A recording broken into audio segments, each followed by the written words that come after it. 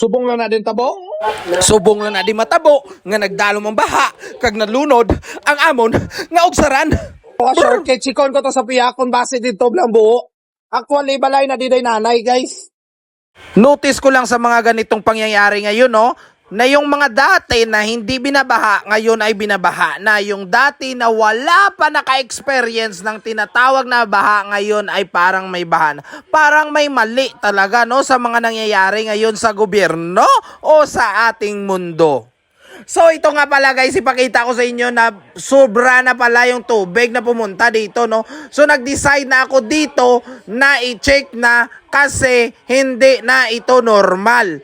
Yung sasakyan malapit na siya guys maabot. O yung sasakyan ko na bagong dating lang kami, siguro mga 20 minutes lang kami na dumating dito at kumain na kami. Hindi pa nga kami nakatapos ay ganito nakataas yung tubig dito. So nag-decide na talaga ako na makialam na sa sitwasyon dito. So nagpalit na ako dyan ng shirt, no, saka pupunta na ako. Never mind yun na lang pala yung brief ko dyan na lumalabas. So pupunta na ako sa may tamburong sa kabila. Baka siguro yung tamburong dyan sa kabila ay hindi lumalabas yung tubig. Bakit sobrang bilis? Hindi pa nga kami na isang oras dyan ay sobrang bilis na. May tamburong na tokon, baka sinukunan.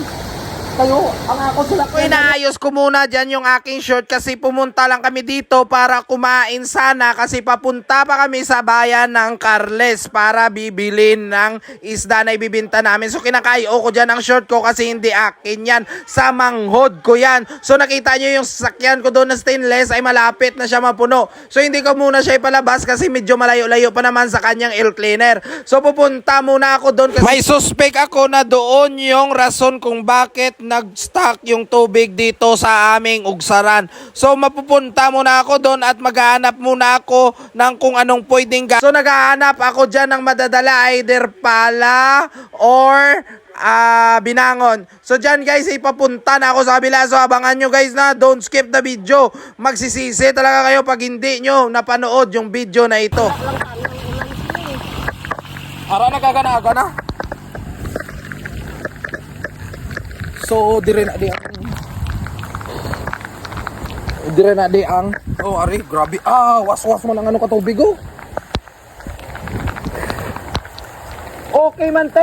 Makikita nyo sa video na okay naman yung tubig, lumalabas naman, pero parang ang kaunti ng labas niya. Kaya dyan siguro tumaas yung tubig doon sa bahay. Kaya nag-decide ako na pumunta dyan, check-upin ko doon sa ibaba kung ano pa yung mga ibang nangyayari doon. Bakit hindi lumalabas yung tubig? Kaya bumaba na ako dyan guys at madala akong pala, no? So sa pagbaba ko dito ay talagang naalala ko talaga na hindi talaga ako dito lumaki. Pero nung mga bata kami ay dito yung bahay ng lola. Way back nung mga bata pa kami guys ay dito kami naglalaro guys, no. Parang naalala ko yata may malaking balon pa dito. So dito nga banda guys, back to the trail story, ay dito na ay bumalik na ako at nakita ko na kung ano yung sitwasyon dito. At nakita nyo naman na tumutulo na yung sipon ko guys, no. Yan siya. So, ara na tubig, oh, ta. So, palahan, tani nga palahan, oh. Kuhaon mo itong mga ila mo, no. Para magdamo todos ang tubig. Oh, tika na. Kasi At sa sobrang kapulok-pulok natin ay nahulog tayo sa buho. At yan niya ngayon guys, no, nakita nyo naman siguro na yung mga damo dyan ay kailangan nating ubusin yan. At inubos ko talaga yan guys para nga kahit papano ay makatulong-tulong man lang na ang mga tubig ay hindi talaga ma-stuck dyan, ay mag-iilig sila papunta doon sa talamnan. So naisip ko na di bali na kung mga talamnan yung mapuntahan yan, diwag lang doon sa bahay kasi malapit na yun sa sasakyan. So yun nga guys, no, binirabirahan ko na sa paglinis yan at pag tinatanggal ko na yung mga damo-damo dyan. Hindi mo masabi na kung maayos sana ang paggawa ng kanal dyan, na kung gaano kalaki yung tubig doon ay sana gilinagyan din ng ganito kalaki dito. So wala tayong magagawa dyan kasi nang dyan na yan, wala tayong tao na dapat basulin kung sino yung may kamalayan o may kasalaanan dyan. So yan no guys, no, ay ginawa na natin yung lahat ng paraan ng mga teknik na pinagkagawa natin. Ginamitan na natin ng mga chakra at pinagbabawal na teknik. So ginawa na rin natin yung mga super the best na mga teknik na mga lahat na pwedeng gawin dyan.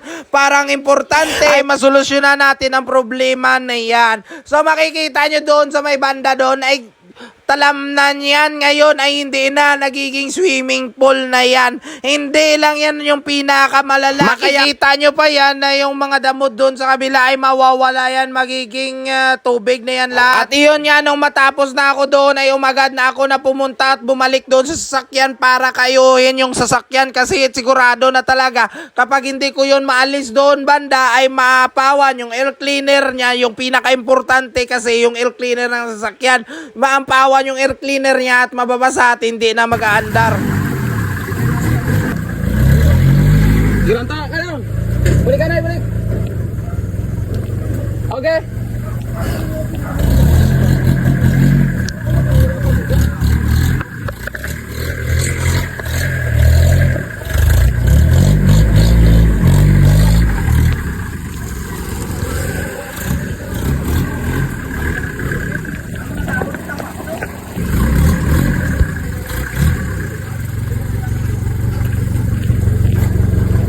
So pagkatapos ko nga doon napalabas yung isa na naman kasasakyan, ang problema pa dito ay wala yung yabi niya, kaya sabi ko na lang nakalak pa yung kanyang manubila, sabi ko na lang itulod nyo na kay para nga hindi na mabasa, kay malapit na ginang tubig. Amo ginang pinaka-importante guys, no?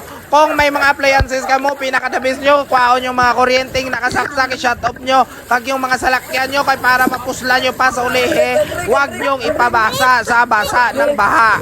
Magsisisi talaga kayo.